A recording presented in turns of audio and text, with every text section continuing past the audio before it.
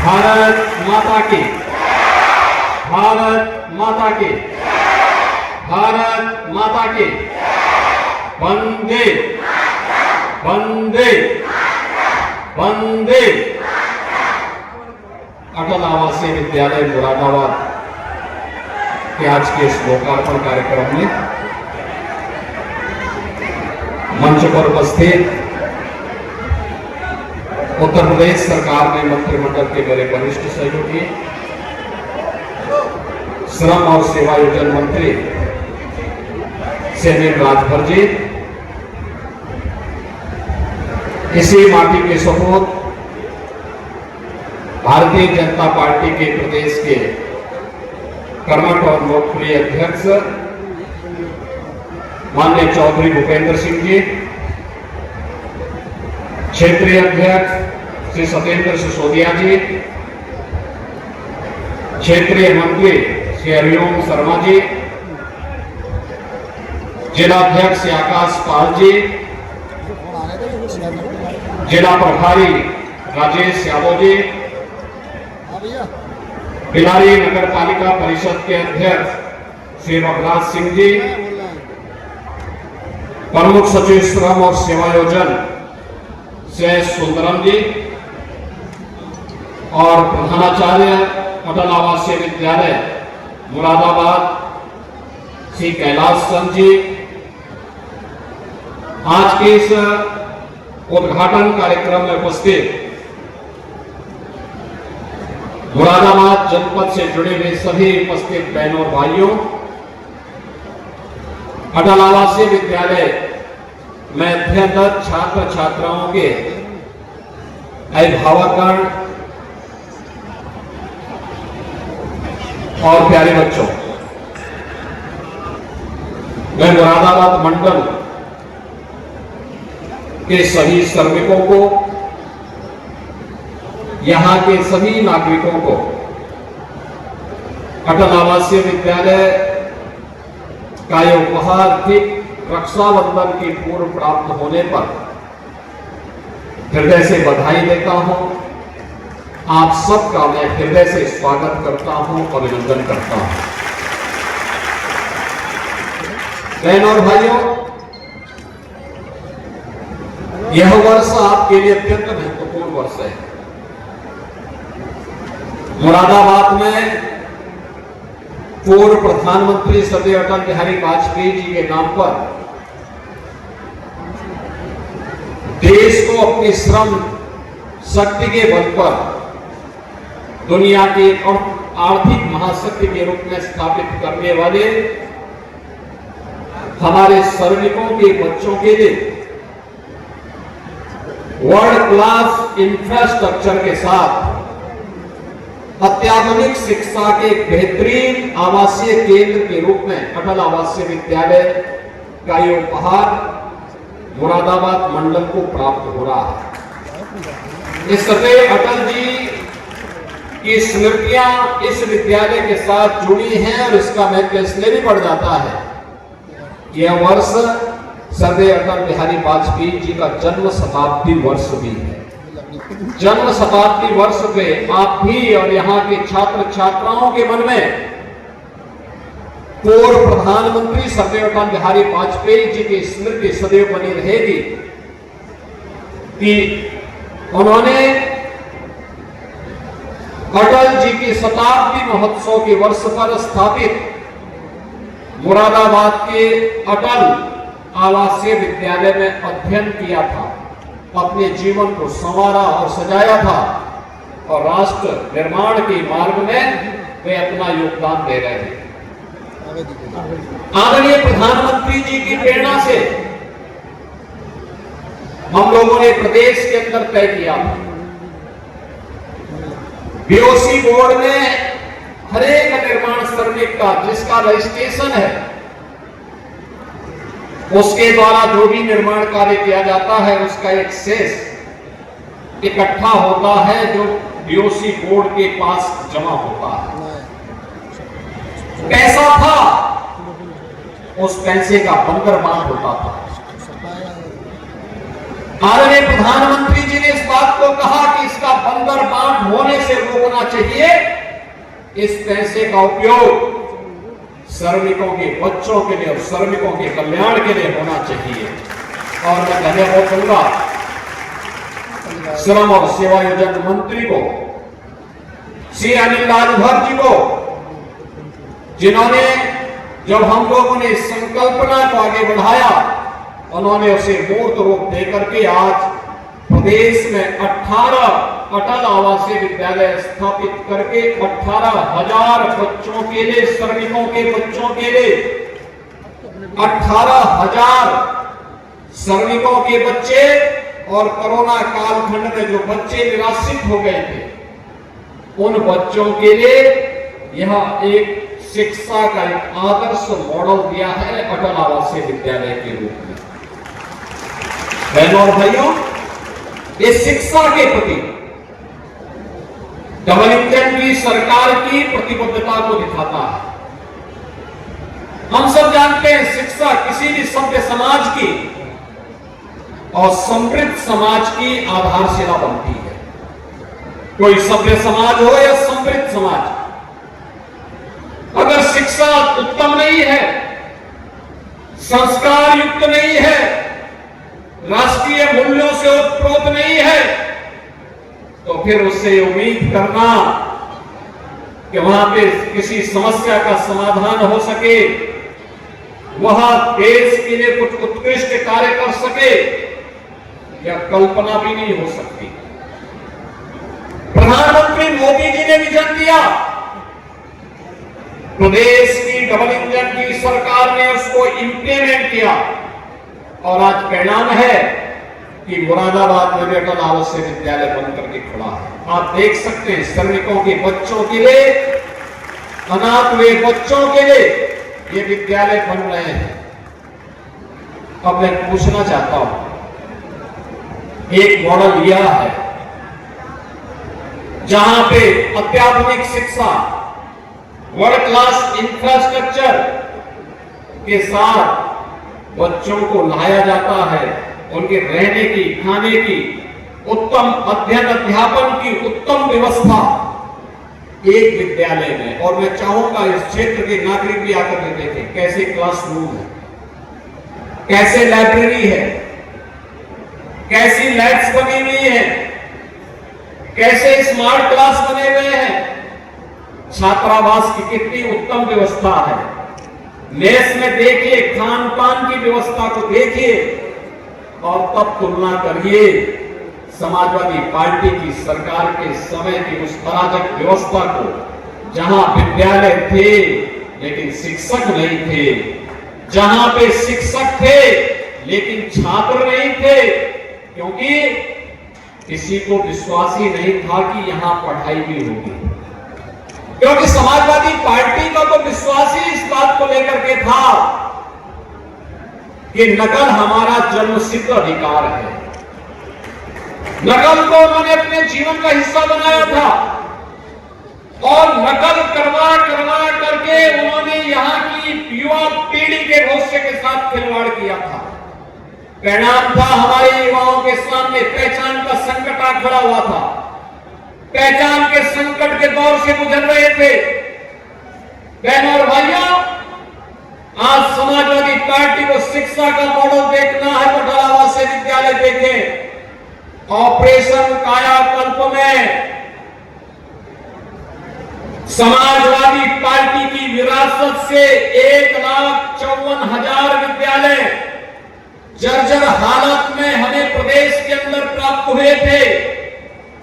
जर्जर हालत में विद्यालय नाम का है, खड़ा है, विद्यालय है तो भवन नहीं, भवन है तो शिक्षक नहीं, शिक्षक है तो छात्र नहीं, और अगर शिक्षक और छात्र है तो भवन की स्थिति ऐसी हुआ करती थी कि कब गिर जाए।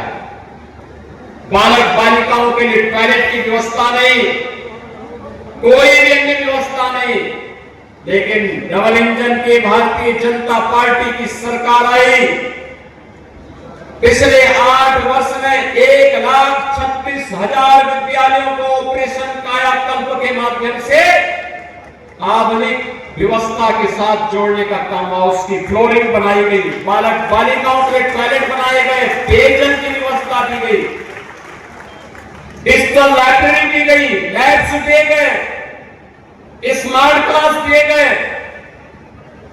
इतना हम करने के बाद अभी भी जो विद्यालय बचे हैं, लगातार प्रयास किया जा रहा है उन विद्यालयों में भी हम आधुनिक सुविधा दे सकें।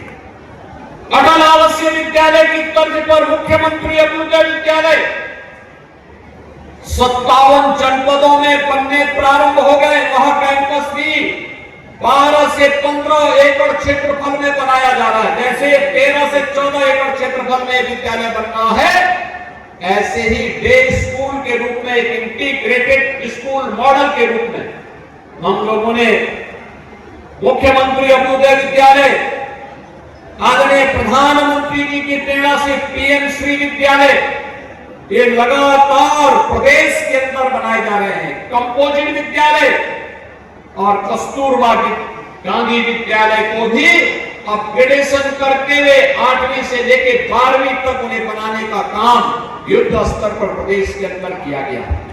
आज परिणाम है कि आप नेशनल लेवल पर जब शिक्षा की बात होती है, उत्तर प्रदेश पहले जो 20वें स्थान पर था, अब नंबर 3 और नंबर 5 के बीच में उत्तर प्रदेश का नाम भी होता है। बहनों और भाइयों, इसके लिए प्रयास करना होता है।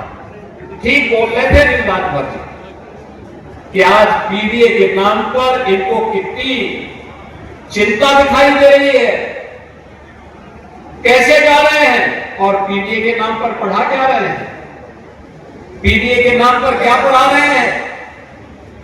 यानी समाजवादी पार्टी की सरकार है, याद करिए, यह वही सरकार है जब इसकी सरकार के समय ग से गणेश पढ़ाया गया था। पहले की बीजेपी की सरकार में, सर्वदेव कल्याण सिंह जी की सरकार में, तो समाजवादी पार्टी ने कहा था ग से गणेश नहीं, ग से गधा होता है, और इन्होंने बच्चों को क्या पढ़ाना शुरू किया।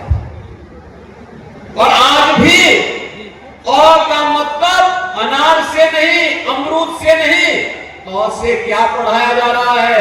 ये समाजवादी पार्टी का पुराना संस्कार है, जहां पर भारतीय जनता पार्टी बच्चों को संस्कारों के साथ जोड़ करके विघ्नहर्ता ग से गणेश के नाम पर पढ़ाती थी, वहीं समाजवादी पार्टी ने गणपति की भी अवमानना करते इन्होंने ग से गधा पढ़ाने का काम किया था। तो स्वाभाविक रूप से गधे जैसी बुद्धि भी उनकी हो गई है।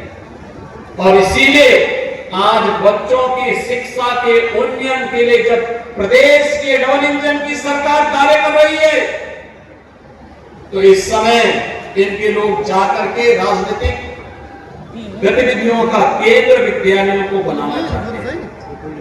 बहनों और भाइयों, और नहीं जानता है कि समाजवादी पार्टी ने प्रदेश की शिक्षा व्यवस्था को कैसे तहस-नहस कर किया था, कैसे किया था।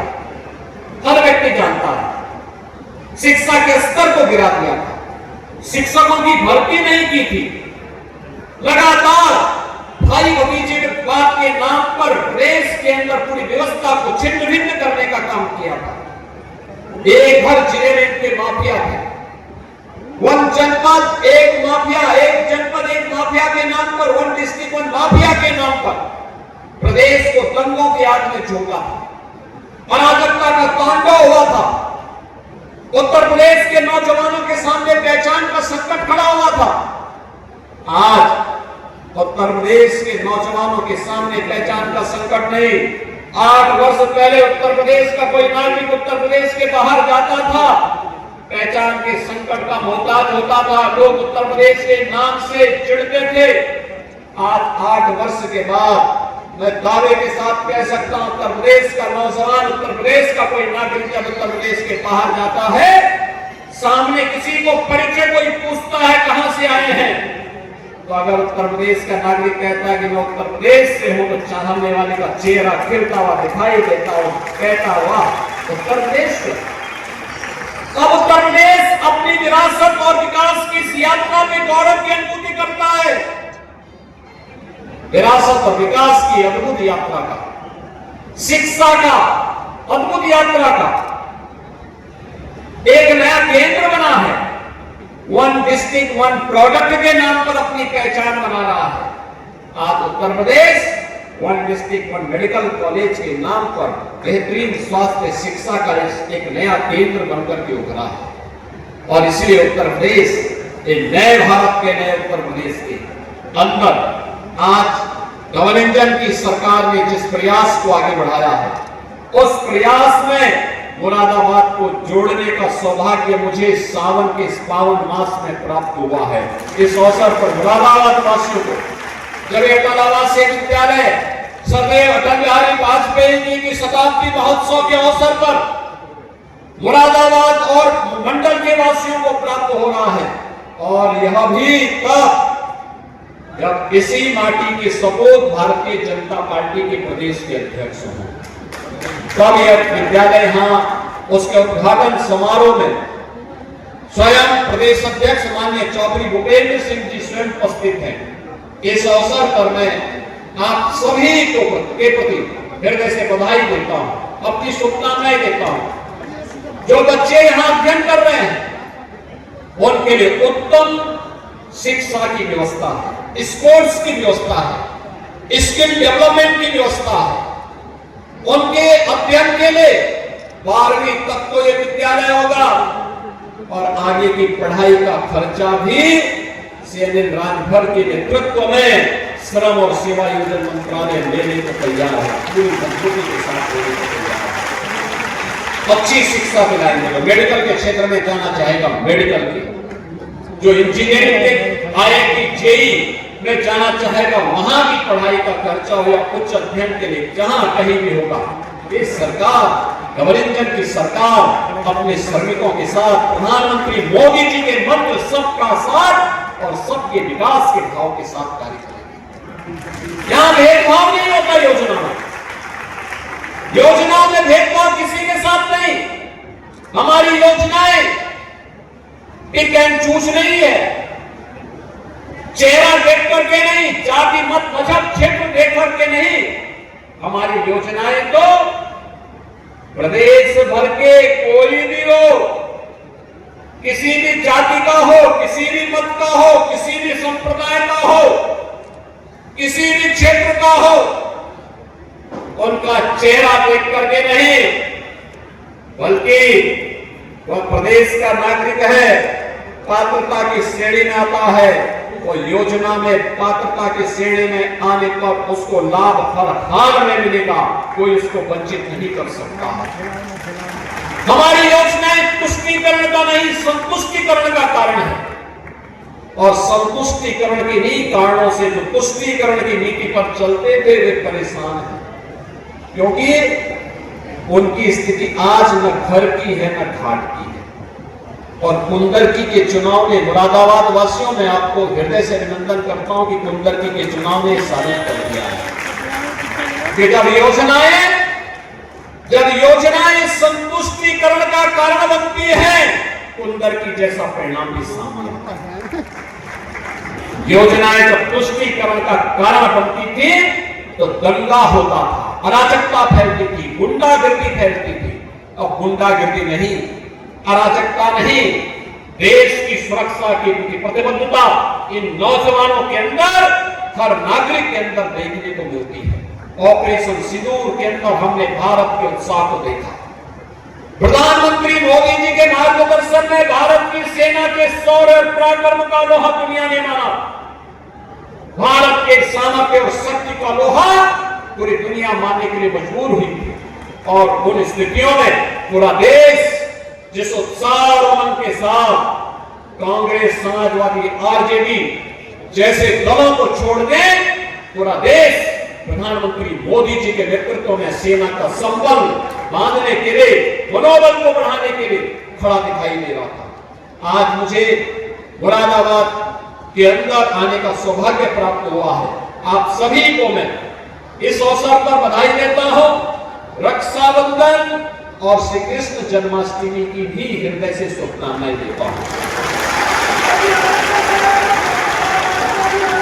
रक्षाबंधन पे हमारी सरकार ने तय किया है 8, 9 और 10 अगस्त को 3 दिन के लिए उत्तर प्रदेश परिवहन निगम और नगर विकास से जुड़ी हुई जितनी भी बस सेवा होगी सब में फ्री में महिलाओं को यात्रा और बहनों को यात्रा की पूरी सुविधा उपलब्ध कराई। उत्तर प्रदेश के अंदर वे जहां भी यात्रा करना चाहेंगे वे करेंगे। और यही नहीं, जन्माष्टमी के दिन हर थाना, हर पुलिस लाइन में भी श्री कृष्ण जन्मोत्सव के आयोजन भव्यता के साथ संपन्न होंगे। भगवान श्री कृष्ण का जन्मोत्सव परित्राणाय साधूनाम विनाशाय च दुष्कृताम, और मुरादाबाद से ज्यादा कौन इस महत्व को समझ सकता है। इस अवसर पर मैं आप सबको श्री कृष्ण जन्माष्टमी, आजादी के महापर्व स्वतंत्रता दिवस और श्री कृष्ण जन्माष्टमी और रक्षाबंधन की हृदय से बधाई और शुभकामनाएं देते हुए अपनी वाणी को विराम देता हूं। धन्यवाद। जय हिंद। बहुत बहुत साधुवाद, बहुत बहुत आभार माननीय